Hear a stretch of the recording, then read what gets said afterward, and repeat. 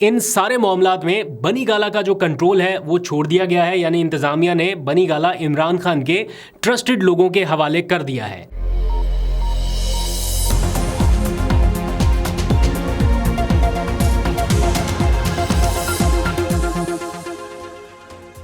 बिस्मिल्लाहिर्रहमानिर्रहीम, अस्सलाम वालेकुम। पाकिस्तान और दुनिया भर में देखने और सुनने वालों को अब्दुल कादिर का सलाम। आज एक मुश्किल दिन था बतौर सहाफ़ी भी और बतौर पाकिस्तानी भी।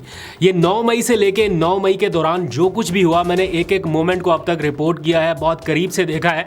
और जो आज भी दिखाया जा रहा है या बताया जा रहा है, ऐसा लग रहा है कि ये सारा कुछ मंजर आम से गायब होना चाहिए। ये जो कुछ हमें ज़बरदस्ती दिखाया बताया जा रहा है, ना हम जानना चाहते हैं ना देखना चाहते, कुछ ऐसी सिचुएशन है। बहरहाल, एक तरफ सरकारी तकरीबात, सरकारी इश्तिहारात, प्रेस कॉन्फ्रेंसेस और फिर दूसरी जानिब एहतजाज, गिरफ्तारियाँ, जलसे, रैलियाँ, ये सारा कुछ हो रहा है। यानी आज पूरे मुल्क में पाकिस्तान तहरीक इंसाफ इमरान खान की हिदायत पर बाहर निकली। कहीं कहीं पर निकलने में कामयाब हुए, कहीं कहीं पर थोड़ा मुश्किल का सामना करना पड़ा, कहीं गिरफ्तारियाँ हुई। सवाबी में एक बड़ा जलसा असद कैसर ने किया, फिर डेरा इस्माइल खान में एक बड़ा जलसा हुआ। यानी यूँ कह लीजिए कि आज पूरे 1 साल के बाद पाकिस्तान तहरीक इंसाफ का पहला बाज़ाब्ता जलसा हुआ है। इस दौरान कोशिश बहुत हुई, ऐलानात भी बहुत हुए, लेकिन जलसा कर नहीं सके। और खैबर पख्तूनख्वा में किसी हद तक कोशिश की गई, लेकिन इस लेवल की तैयारियों के साथ जलसा नहीं हुआ जो कि अली अमीन गंडापुर ने आज डेरा इस्माइल खान में किया। ऐसा जलसा जिसमें कोई रोक टोक ना हो, कारकुनान आसानी से जा सकें। इवन इमरान खान का नाम लिया गया, तकारीर नशर की गई, उनकी तस्वीर के साथ बैनर्स वहाँ पर मौजूद थे, पार्टी के परचम थे, कारकुनान से कोई छीना झपटी नहीं हुई। तो एक तरह से एक मैसिव पावर शो वहाँ पर देखने में मिला डेरा इस्माइल खान में, और केपी से काफ़ी अवाम वहाँ पर पहुँची है। लेकिन ये सारी जगहों पे नहीं है। आज इस्लामाबाद में जो हुआ, मैं अपनी आंखों से देख के आया हूँ, उन्हें कवर करके आया हूँ। मतलब वो मनाजर कतई तौर पे अच्छे नहीं है। मैं खुद चूँकि इसको रिपोर्ट कर रहा था, मतलब पुरअमन तरीके से जो लोग खड़े हुए हैं, जो एहतजाज कर रहे हैं, चंद लोग हैं, उनको रोकने के लिए उन लोगों से ज़्यादा नफरी वहाँ पर मौजूद हो, और फिर जिस तरीके से रोका जा रहा है और पूरा एक धावा बोल दिया गया, ये चीज़ बड़ी अफसोसनाक है। कुछ दिनों पहले जब मुज़ाकरात की बातचीत शुरू हुई या ये डिबेट इनिशिएट हुई, हालांकि कोई मुज़ाकरात हो नहीं रहे थे, लेकिन अभी डिबेट इनिशिएट हुई थी, तो सोच के कुछ अच्छा लग रहा था कि यार चलें, कुछ पॉजिटिविटी शायद आए इसी दौरान, कहीं से कोई बर्फ़ पिघलेगी और कुछ ना कुछ होगा। जो बातें होती है ना कि हीलिंग टच बड़ा ज़रूरी है, तो हीलिंग टच के लिए थोड़ी सी नरमी, थोड़ा सा सब्र और थोड़ा दरगुजर जो है वो बड़ा ज़रूरी है। लेकिन यहाँ पर कुछ भी नहीं हो रहा। उल्टा प्रेस कॉन्फ्रेंस हो रही है, उसके बाद प्रेस रिलीज़ आ रही है, उसके बाद सख्त बयानात आ रहे हैं, प्रेस कॉन्फ्रेंस हो रही है, ये सारा कुछ सिलसिला चल रहा है। तो पता नहीं कहाँ पर जाकर ये एंड होना है। एनीवेज़, इन सारे मामलात के बीच बाकी खबरें भी हैं, वो भी आपको बतानी है। सारा व्लॉग इसी पे तो नहीं करना क्योंकि बड़ा डिप्रेसिव टॉपिक है। खैर, आज आरिफ अलवी की इमरान खान से एक बहुत अरसे के बाद मुलाकात हुई है, और इस मुलाकात को लेके भी बहुत सारे लोग ये शायद समझ रहे हैं कि कुछ ना कुछ बातचीत होने जा रही है या वो कोई किरदार अदा कर सकते हैं। लेकिन मेरे अपने ख्याल में जब वो ऐवान सदर के मकीन थे, जब उनके पास ओहदा था, जब उनके पास सदारत थी, जब उनके पास इख्तियार था, तब वो कुछ नहीं कर सके। तो अब इन हालात में जब पार्टी के अपने लोग भी कोई उनसे बहुत ज़्यादा खुश नहीं है, तो क्या कर सकते हैं या क्या बातचीत हो सकती है उनसे। तो मैं को बहुत ज़्यादा उनकी वजह से होपफुल नहीं हूँ, लेकिन आज उनकी बहरहाल मुलाकात हुई है। उनका मुलाकात हो जाना इमरान खान के साथ, और अगर कोई गिले शिकवे होंगे या कोई बातचीत होगी, ये हो जाना बड़ी अच्छी बात है। तो आई होप कि आने वाले दिनों में वो कोई मौसर किरदार अदा कर सके। इस तरह बिल्कुल खामोश रहना, जिस वक्त पार्टी को उनकी ज़रूरत है, मेरा ख्याल उन्हें फ्रंट पे आना चाहिए, और बजाय इसके कि ऐसे लोगों के हाथ पार्टी जाए जो कि बिल्कुल नए हैं और उनके एक्सपीरियंस से पार्टी को फिर नुकसान भी उठाना पड़ रहा है, उनकी बजाय अगर मंजे हुए लोग आके कोई बागडोर संभाले तो मेरा ख्याल ज़्यादा बेहतर होगा। इसी सारे मामले के दौरान एक ख़बर और भी आई गुज़िश्ता रात के, बनी गाला का जो कंट्रोल है वो इमरान खान के निगरानों को वापस मिल गया है। यानी बनी गाला अब इंतज़ामिया के कंट्रोल में उस तरह से नहीं रहा जैसे पहले बुशरा बीबी के वहाँ होने पर सारी इंतज़ामिया या सारा कंट्रोल जो है वो इमरान खान से और उनके निगरानों से ले लिया गया था।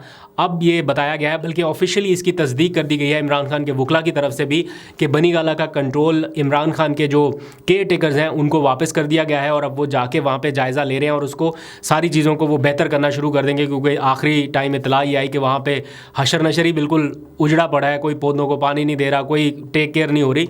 अब शायद वहाँ पर कुछ थोड़ी सी टेक केयर हो सके।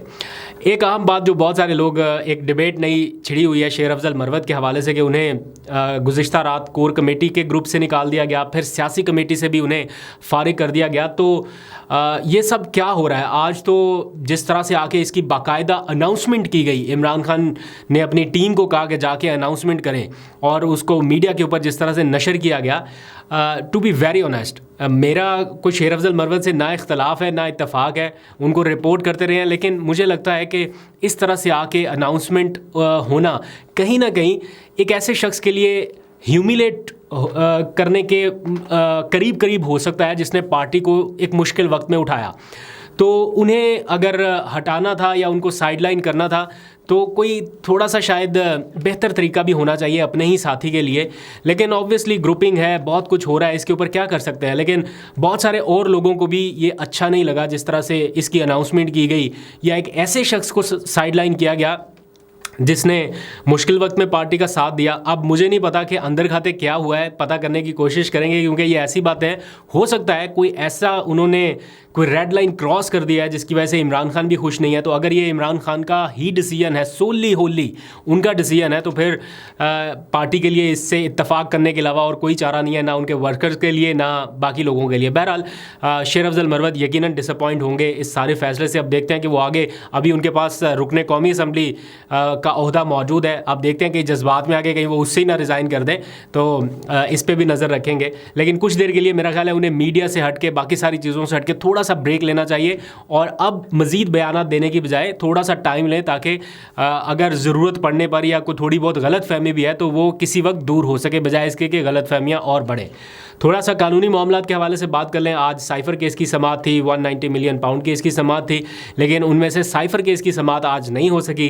इस्लामाबाद हाई कोर्ट ने अपीलों पर जो समाअत है वो बगैर किसी कार्रवाई के 15 मई तक मुलतवी कर दिया है। लेकिन 190 मिलियन पाउंड केस की आज समाअत हुई है और जो इमरान खान की ज़मानत की दरख्वास्त है इसके ऊपर फ़ैसला आज भी नहीं हुआ और पीर तक ये मुलतवी कर दी गई है। जो भी केस लगता है वो बस मुलतवी होता जा रहा है। फ़ैसले की घड़ी जो है वो कोई करीब आती नज़र नहीं आ रही।